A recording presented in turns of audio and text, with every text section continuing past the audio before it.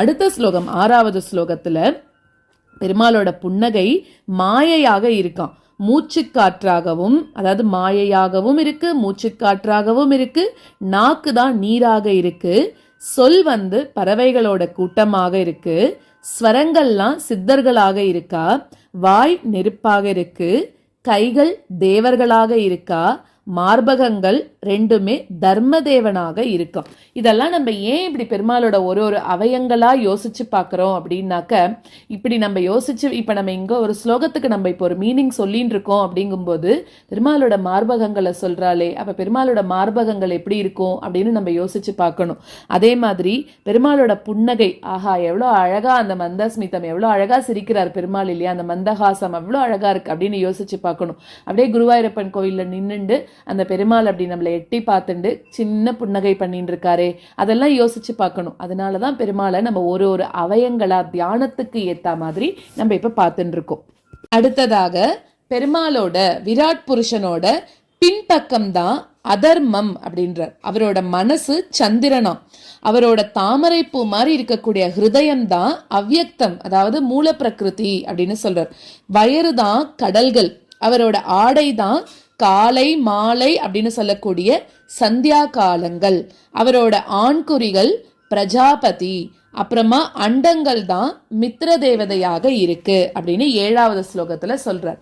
அடுத்ததாக 8வது ஸ்லோகத்துல பெருமாளோட இடுப்பு பகுதி தான் விலங்குகளோட கூட்டமா இருக்கும். பெருமாளோட திருக்கால்கள்ல இருக்கக்கூடிய நகங்கள் யானை, ஒட்டகம், குதிரை இந்த மாதிரி இருக்கக்கூடிய விலங்குகள். அவரோட நடை தான் காலமாக இருக்கு.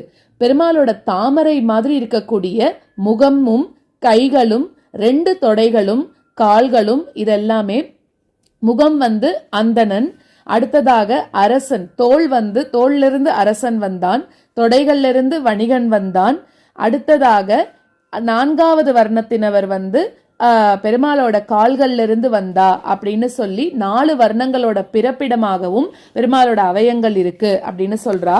இதுல எந்த விதமான டிஃபரன்சியேஷனும் நம்ம பார்க்க கூடாது. நம்ம புக்ல என்ன இருக்கோ அதை தான் நம்ம பார்க்கிறோம். ஒரு ஒரு அவயங்கள்ல இருந்து ஒருத்தர் வந்தா அப்படிங்கறத வரைக்கும் தான் நம்ம தெரிஞ்சுக்கணும்.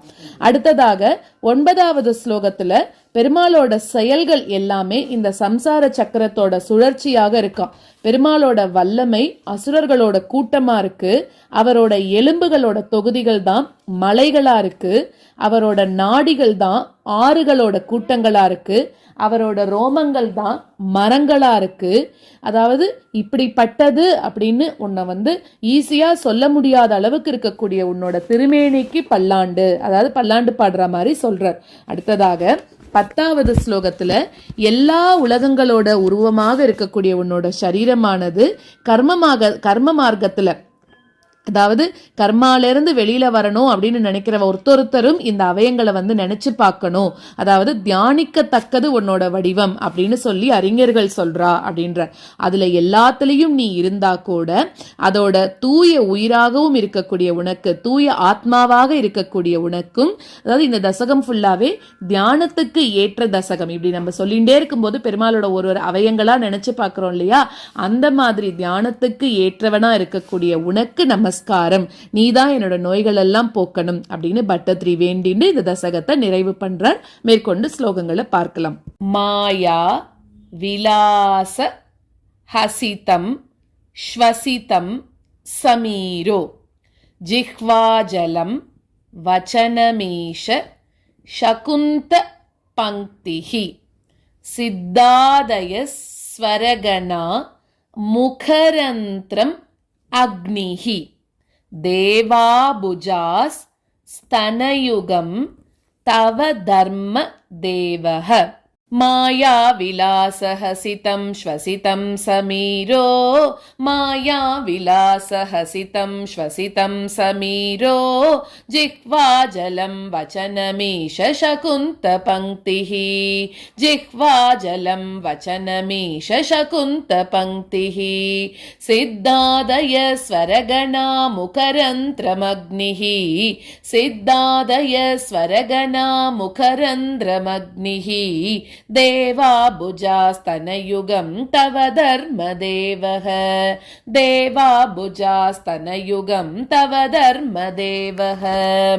मायाविलासहसितं श्वसितं समीरो जिह्वाजलं वचनमीश शकुन्तपङ्क्तिः सिद्धादय स्वरगणा मुखरन्ध्रमग्निः देवाबुजास्तनयुगं तव धर्मदेवः मायाविलासहसितं श्वसितं समीरो जिह्वाजलं वचनमीश शकुन्तपङ्क्तिः सिद्धादय स्वरगणा मुखरन्ध्रमग्निः देवाबुजास्तनयुगं तव धर्मदेवः पृष्ठं त्वधर्म इह देव मनस्सुधांशुः अव्यक्तमेव हृदयाम्बुजम् अम्बुजाक्ष कुक्षि समुद्रनिवः वसनं तु सन्ध्ये शेपः प्रजापतिरसौ वृषणौ च मित्रः पृष्ठं त्वधर्म इह देव मनस्सुधांशुः पृष्ठं त्वधर्म इह देव मनस्सुधांशुः अव्यक्तमेव हृदयाम्बुजमम्बुजाक्ष अव्यक्तमेव हृदयाम्बुजमम्बुजाक्ष कुक्षिः समुद्रनिवः वसनं तु सन्ध्ये कुक्षिः समुद्रनिवः वसनं तु सन्ध्ये शेपः प्रजापतिरसौ वृषणौ च मित्रः शेपः प्रजापतिरसौ वृषणौ च मित्रः पृष्ठं त्वधर्म इह देव मनस्सुधांशुः अव्यक्तमेव हृदयाम्बुजमम्बुजाक्ष कुक्षिः समुद्रनिवः वसनं तु सन्ध्ये शेपः प्रजापतिरसौ वृषणौ च मित्रः पृष्ठं त्वधर्म इह देव मनस्सुधांशुः अव्यक्तमेव हृदयाम्बुजमम्बुजाक्ष कुक्षिः समुद्रनिवः वसनं तु सन्ध्ये शेपः प्रजापतिरसौ वृषणौ च मित्रः श्रोणीस्थलं मृगगणाः पदयोर्नखास्ते हस्त्युष्ट्र सैन्धवमुखा गमनं तु कालः विप्रादि वर्ण भवनं वदनाब्ज बाहुः चारूरु युग्म चरणं करुणाम्बुदेते श्रोणीस्थलं मृगगणाः पदयोर्नखास्ते श्रोणीस्थलं मृगगणाः पदयोर्नखास्ते हस्त्युष्ट्रसैन्धवमुखागमनं तु कालः हस्त्युष्ट्रसैन्धवमुखागमनं तु कालः विप्रादिवर्णभवनं वदनाब्जबाहुः विप्रादिवर्णभवनं वदनाब्जबाहुः चारूरुयुग्मचरणं करुणाम्बुदेते चारूरुयुग्मचरणं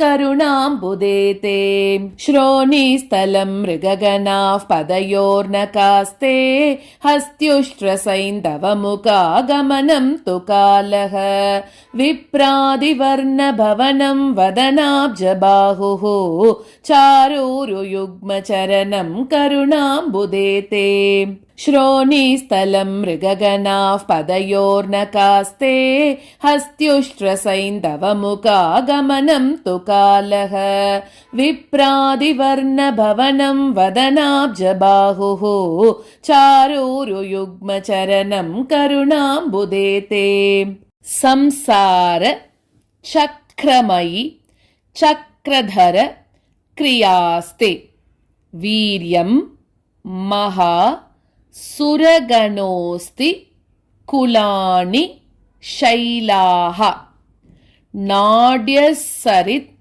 समुदयस्तरवश्च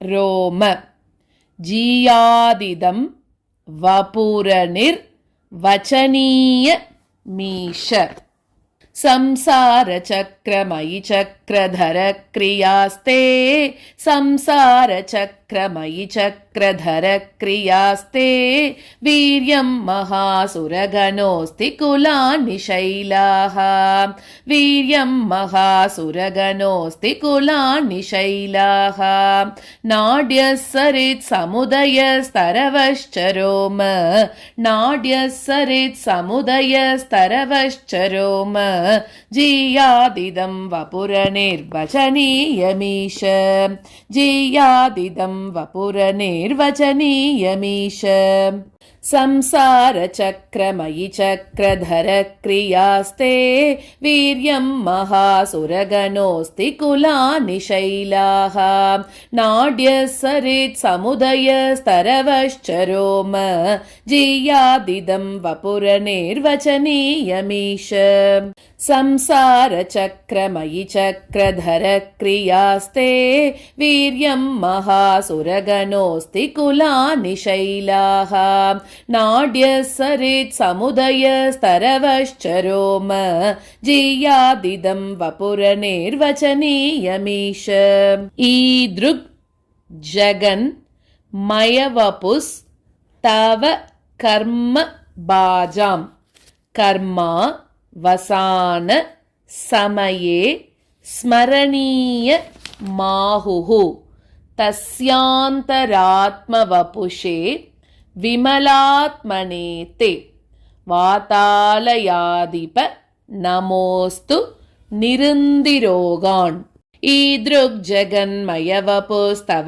कर्मबाजाम् ईदृग्जगन्मयवपुस्तव कर्मबाजां कर्मावसानसमये स्मरणीयमाहुः कर्मावसानसमये स्मरणीयमाहुः तस्यान्तरात्मवपुषे विमलात्मने ते तस्यान्तरात्मवपुषे विमलात्मने ते वातालयाधिप नमोऽस्तु निरुन्दिरोगान् वातालयाधिप नमोऽस्तु निरुन्दिरोगान् ईदृग्जगन्मयवपुस्तव कर्मभाजां कर्मावसानसमये स्मरणीयमाहुः तस्यान्तरात्मवपुषे विमलात्मने ते वातालयाधिप नमोऽस्तु निरुन्दिरोगान् ईदृग्जगन्मयवपुस्तव कर्मभाजां कर्मावसानसमये स्मरणीयमाहुः तस्यान्तरात्मवपुषे विमलात्मने ते वातालयाधिप नमोऽस्तु निरुन्दिरोगान् नारायण अखिल गुरो भगवन्नमस्ते सर्वत्र गोविन्दनाम संकीर्तनं गोविन्द गोविन्द।